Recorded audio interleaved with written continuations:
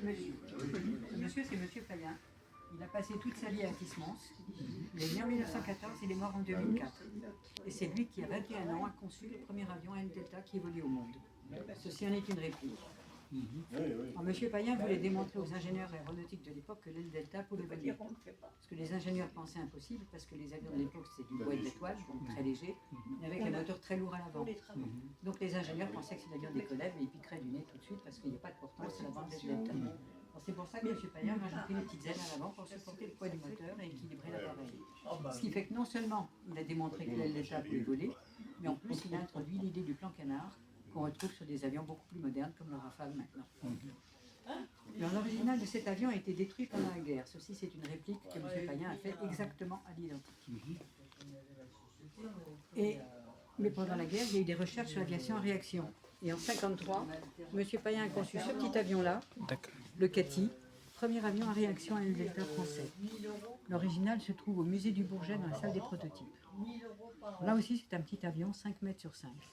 Et tous les avions de M. Payen ont toujours eu des dimensions relativement restreintes parce que c'était des prototypes, des avions d'essai. Et vous allez comprendre pourquoi M. Payen n'a pu faire que des avions d'essai en voyant sa planche à dessin.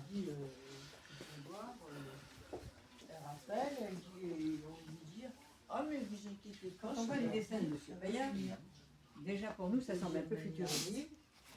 Alors vous imaginez dans les années 60, quand il présentait ce genre de projet à des financiers pour obtenir des fonds, mais il n'avait pas beaucoup de succès.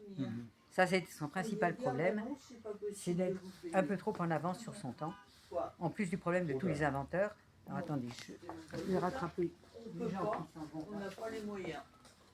Terminé, ben, tu t'assois sur plus de 10 euros. On va y aller tout à l'heure. Ça va le gars. On va aller voir le Concorde après. On l'avait embauché à la suite. Oui, on va y aller parce que on va aller voir le Concorde. Oui, mon chat va aller le voir. En fait, il est parti de nous parce que sa copine, qui est devenue sa femme, elle voulait déménager, elle voulait autre chose, elle voulait lui laisser.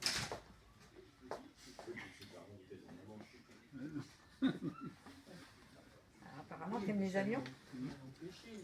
Je voulais absolument voir le Concorde.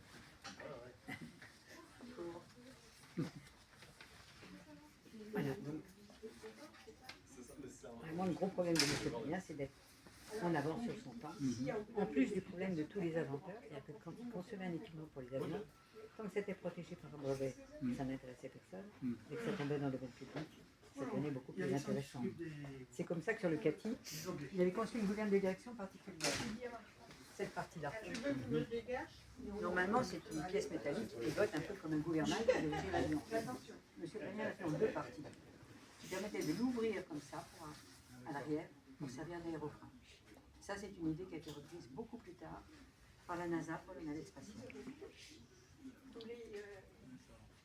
Alors, dans les années 80, M. Payen crée une association, et c'est cette association qui a permis de sauver le Concorde que vous allez visiter.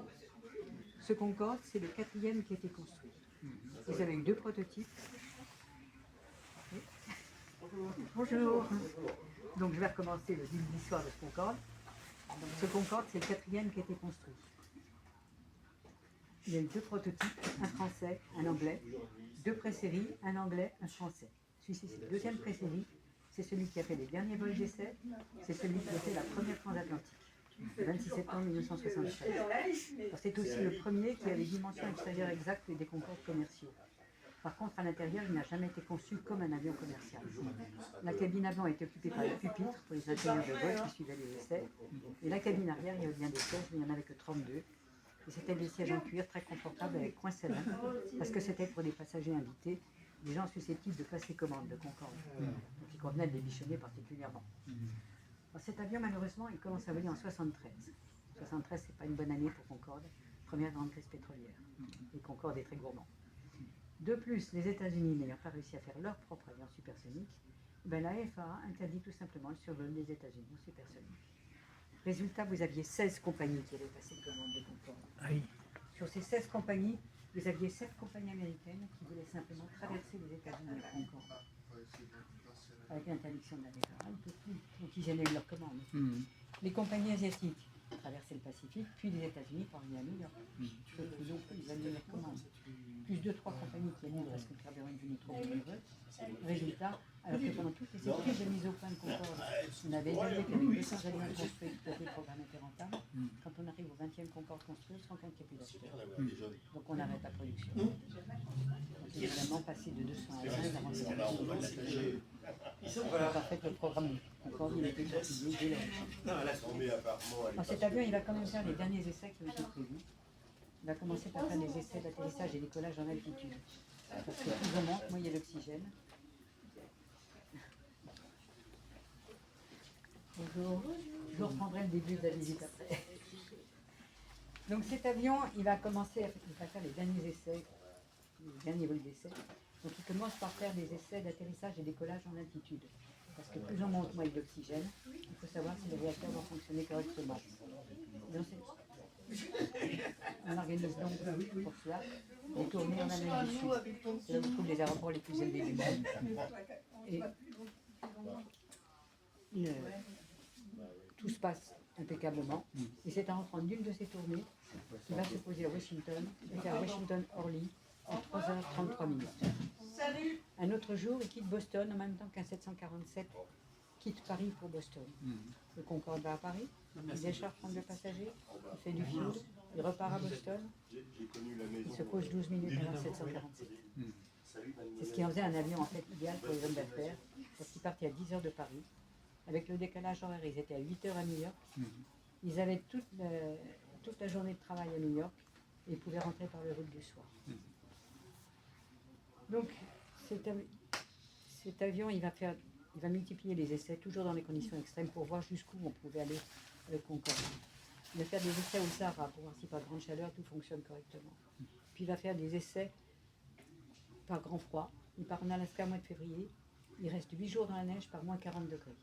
Il y a juste une petite borne électrique qui maintient une température suffisante pour que l'huile ne fiche pas dans les moteurs. Mais quand l'équipage arrive, il fait quand même moins 22 dans le cockpit. Et ils mettent les moteurs en route et les moteurs démarrent impeccablement. Et ils font un vol de 2h30 sans problème. Ils vont multiplier ces essais parce que c'est utile pour le programme Concorde, mais c'est utile pour l'aviation en général aussi. Parce que ce qu'il faut réaliser, c'est que le jour où ce Concorde est sorti des hangars à Toulouse, on présentait en même temps le premier Airbus. Ce qui veut dire qu'Airbus est aidé de toutes les recherches de Concorde. Alors cet avion, lui, par contre, il ne va voler que pendant 3 ans. En 1976, il retourne à Toulouse. Dès qu'il arrive à Toulouse, on récupère tout le contenu de la cabine qu'on met dans un autre Concorde qui va faire des vols de certification. Et puis cet autre Concorde, Toulouse va le garder pour son propre musée, Aéroscopia. Mais à ce moment-là, il y a l'aéroport de Paris à Orly qui faisait des visites guidées avec un prototype de caravelle et une maquette en bois de Concorde. Les maquettes en bois grandeur réelle, elle avait été construite dans les années 60 pour présenter Concorde au Salon du Bourget, alors qu'il n'y avait pas un seul vrai Concorde de construire. Et puis, on ne sait pas ce qui s'est passé, court-circuit aux cigarettes mal éteintes, l'intérieur de la maquette a brûlé. Donc l'aéroport de Paris contacte Toulouse et dit, bon, vous avez un Concorde qui ne va plus voler, nous on ne peut plus faire de visite, est-ce que vous pourriez le faire revenir jusqu'à Orly, qu'on puisse reprendre les visites? On le fait donc revenir à Orly. Dès qu'il arrive, Air France récupère les réacteurs, récupère les instruments du cockpit, ça peut servir de pièce de rechange pour les avions de certification, on les remplace par des cocots, et dans la cabine on met des sièges comme si c'était un avion commercial. Et dans ces conditions, il fait des visites guidées pendant 10 ans. Et en 86, il y a des directeurs d'aéroports de Paris. C'est bien beau ces avions, mais ça prend de la place. Et puis il faut une navette pour aller les voir parce qu'ils sont sur un parking éloigné. Et puis il faut du personnel pour faire des visites. Tout ça, c'est pas très rentable. Ça serait mieux d'avoir des places de parking pour les voitures. On appelle les ferrailleurs. L'association de M. Payen a été prévue trop tard, malheureusement, pour sauver la caravelle. On a pu sauver que le train avant de la caravelle, celui qui est à côté de la porte d'entrée. Mais tous les membres de l'association se couchent autour du Concorde pour empêcher les ferrailleurs de s'en approcher. Résultat, il s'ensuit 2 ans de pourparlers entre l'aéroport de Paris, la ville d'affichement aux associations de M. Payen. Et au bout de 2 ans, le PDG de l'aéroport de Paris dit ça suffit. Je cède le Concorde pour un franc symbolique à la ville d'affichement. Et la ville d'affichement me dit vous vouliez un Concorde, vous l'avez, mais maintenant vous vous débrouillez. Donc il est là depuis 88 et depuis 88, mais c'est grâce aux entrées, grâce aux banques, grâce aux dons qu'on essaie de le mettre en œuvre. Donc en partie grâce à vous. Voilà. Donc Thierry va pouvoir vous emmener à bord. Okay. C'est moi. Ok. Voilà. Et puis